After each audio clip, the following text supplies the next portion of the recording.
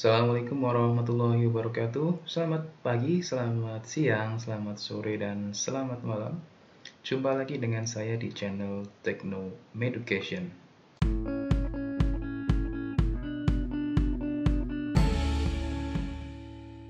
Pada kesempatan kali ini, saya akan membahas mengenai bagaimana cara mengembangkan kompetensi dasar menjadi indikator pencapaian kompetensi atau KD menjadi IPK. Oke, kita cari tahu dulu apa itu IPK atau indikator pencapaian kompetensi. Adalah perilaku yang dapat diukur dan atau diobservasi untuk menunjukkan ketercapaian kompetensi dasar tertentu yang menjadi acuan penilaian muatan pelajaran. Sehingga bisa disimpulkan bahwa IPK itu diturunkan dari KD atau kompetensi dasar. Berikutnya, fungsi IPK apa? Yang pertama adalah untuk mengembangkan materi pembelajaran atau bahan ajar. Sehingga yang namanya bahan ajar atau materi ajar atau materi pembelajaran itu ada setelah IPK dikembangkan, bukan sebaliknya. Bukan mengembangkan materi dulu baru mengembangkan IPK, tapi urutannya dari KD yang didapat dari Permendikbud nomor 37 tahun 2018. Nah, dari KD itu kemudian dikembangkan menjadi IPK. Nah, IPK inilah yang menjadi dasar pengembangan materi. Yang kedua, IPK digunakan sebagai dasar pendesain kegiatan pembelajaran. Yang ketiga, IPK digunakan untuk merancang dan melaksanakan penilaian hasil belajar. Penilaian.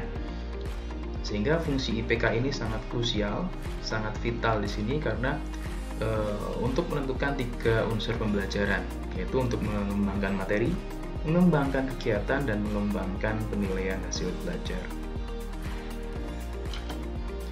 Berikutnya, bagaimana ketentuan perumusan IPK? Yang pertama, IPK dirumuskan dari KD. Nah, yang kedua menggunakan kata kerja operasional atau KKO. Ini nanti akan didapatkan dari taksonomi Bloom revisi Anderson ya. Yang ketiga dirumuskan dalam kalimat yang simple, jelas, dan mudah dipahami. Tidak berbelit-belit, tidak ada kata yang diulang lebih dari 1 kali, tidak ada kata yang berulang dalam 1 kalimat indikator itu. Yang keempat tidak menggunakan kata yang bermakna ganda, tidak ambigu. Yang kelima hanya mengandung 1 tindakan, 1 KKO tadi ya, kata kerja operasional itu dilihat dari KKO-nya, tindakan itu terlihat dari KKO-nya, sehingga KKO-nya hanya ada 1 dalam IPK. Yang keenam, memperhatikan karakteristik mata pelajarannya, potensi dan kebutuhan siswanya. Ya, Anda harus tahu siswa Anda mudah paham atau susah paham, kemudian sekolahnya bagaimana, lokasinya bagaimana, lingkungan dan masyarakatnya seperti apa. Sehingga meskipun KD-nya sama ya antara sekolah satu dan sekolah yang lain, pasti nanti indikatornya akan berbeda tergantung dengan potensi siswa, potensi sekolah, kondisi lingkungan, kondisi masyarakat di sekitar sekolah tersebut. Baik, berikutnya adalah klasifikasi IPK. Ada 3 jenis IPK atau indikator pencapaian kompetensi. Yang pertama adalah IPK kunci. Ya, ini biasanya IPK kunci ini sama dengan KD.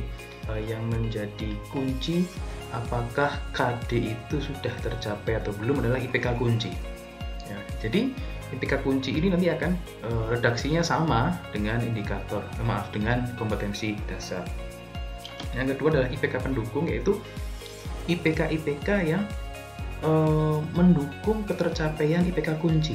Nah, jadi logikanya begini, sebelum siswa menguasai IPK kunci, maka seharusnya siswa sudah menguasai IPK pendukung terlebih dahulu. Ya, jadi tidak langsung ke indikator kunci, tapi ada pendukungnya.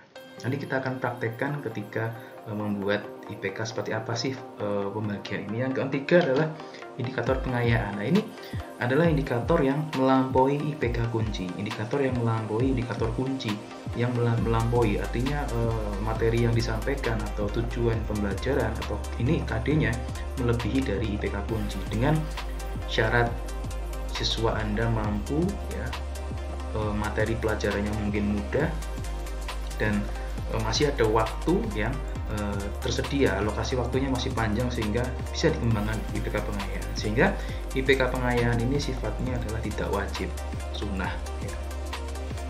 Tapi lebih baik jika ada dan disarankan ada. Oke, untuk lebih jelasnya mari kita cari tahu bagaimana cara mengembangkan KD menjadi IPK. Oke, saya sudah punya KD di sini, ya. Saya ambil satu contoh KD saja, KD 3.4, membandingkan isi dua teks yang dibaca dengan membaca sekilas. Seperti yang sudah saya sampaikan di video saya beberapa waktu yang lalu, bahwa yang namanya kompetensi dasar itu ada angkanya di sini, ya. Nah, K3 ini menunjukkan KI, yaitu KI pengetahuan, kompetensi inti pengetahuan. Yang 4 ini adalah urutan KD ini di dalam Permendikbud nomor 37 tahun 2018. Ada di urutan berapa? Ya. Baik, sehingga ini bisa kita simpulkan ini adalah kognitif karena depannya 3. Nah, untuk mengembangkan menjadi IPK, minimal 1 KD ini dikembangkan menjadi 3 IPK. Minimal 3 IPK. Lebih jadi 3 akan lebih baik. Langkah pertama untuk mengembangkan menjadi IPK, kita harus cari tahu terlebih dahulu KD ini masuk ke level kognitif berapa. Karena kognitif ada 6, ya, C1, C2, C3, C4, C5, dan C6. Bagaimana caranya? Nah, yang namanya KD, di setiap KD pasti kata depannya adalah sebuah KKO. Jadi saya beri warna di sini. Inilah KKO, ini kata kerja operasional membandingkan. Lalu kita cari di tabel taksonomi Bloom, membandingkan ini masuk ke C berapa. Oke. Ini saya punya taksonomi Bloom yang asli dan masih berbahasa Inggris. Ya, membandingkan, compare. Berarti ada di ini, saya temukan di sini, compare, ya, C2. Oke, saya jelas, compare C2.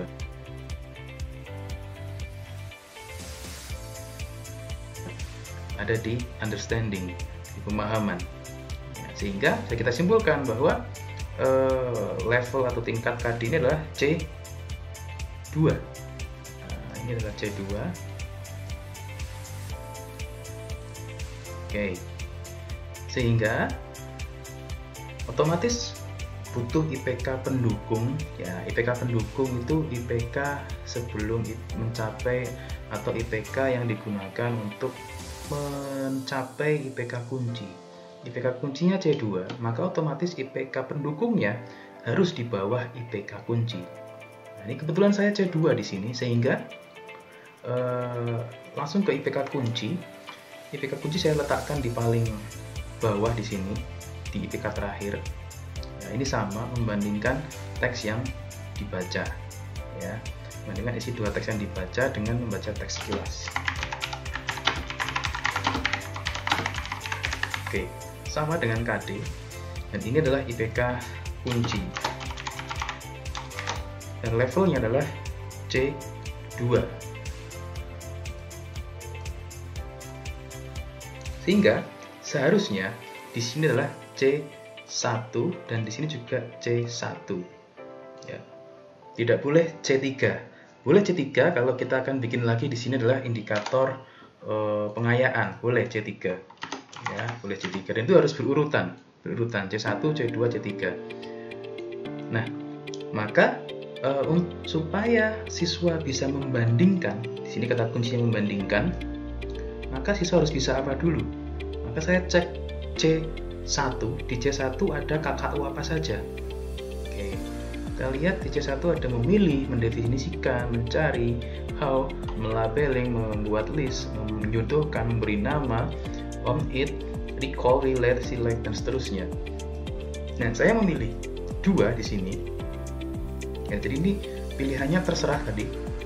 Ya, terserah Anda, karena tadi pertimbangannya adalah kemampuan peserta didik. Dan kemudian IPK yang kedua saya membuat menjelaskan. Identifikasi dan menjelaskan ini adalah indikator pendukung atau penunjang. Sehingga bisa kita lihat, sebelum siswa bisa membandingkan isi teks, Maka siswa pertama harus bisa mengidentifikasi dulu. Yang kedua, siswa bisa menjelaskan terlebih dahulu, baru kemudian siswa bisa membandingkan isi teks yang dibaca dengan membaca teks sekilas. Nah, jadi logika berpikirnya seperti itu. Setelah siswa bisa membandingkan, maka bisa dikembangkan IPK pendukung. IPK pengayaan. Ya, IPK pengayaan di sini apa? C3 misalkan, mengaplikasikan, apply. Jadi bisa mengaplikasikan isi dua teks yang dibaca dengan bisa mengaplikasikan dan seterusnya. Mengaplikasikan atau kakak-kakak yang lain misalkan menggunakan dan lain-lain. Ini sudah masuk ke pengayaan. Oke. Sedangkan yang dua di atas ini adalah pendukung. IPK pendukung. Oke. Nah, di situ kira-kira cara pengembangan IPK harus urut, tidak boleh melompati level KD. Jadi level KD ini dijadikan indikator kunci di sini. Ya, C2. Jadi kuncinya di sini C2. Oke, yang ini pendukung sebelum C2, sebelum level KD itu. Nah, misalkan saya mendapatkan IPK C4 di sini. Nah, maka saya juga di sini akan saya ganti C4 di sininya. Oleh karena itu, di sini harus urut, ya, harus urut, tidak boleh melompat. Tidak boleh melompat dalam artian misalkan saya di sini C1, tahu-tahu di sini C3. Nah, tidak boleh kan? Tidak ada C2-nya. Tidak ada C2-nya karena yang namanya proses pembentukan kognitif itu harus sistematis, ya, harus ada urut-urutannya dari yang mudah ke yang paling susah.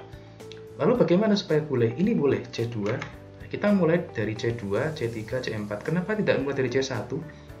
Karena mungkin ya pertimbangan guru, siswanya sudah paham semua, sudah mudah diajak berdiskusi, misalkan mudah paham, sudah pintar-pintar, sudah jago-jago, maka tidak perlu indikator C1 di sini, langsung C2, C3. Tapi jika guru itu menyadari bahwa siswa itu masih butuh indikator C1, ya maka kembangkan di sini C1, C2, C3, C4. Misalkan C1-nya masih kurang, silahkan. Karena merasa, wah ini kalau C1-nya cuma ini, maka tidak cukup. KKU-nya cuma 1, maka siswa akan kesulitan untuk menuju C2. Lalu C2 cuma 1, ya nggak cukup, silahkan kembangkan lagi. C3 nggak cukup, silahkan kembangkan lagi. Jadi seperti ini boleh. Ya, seperti ini boleh.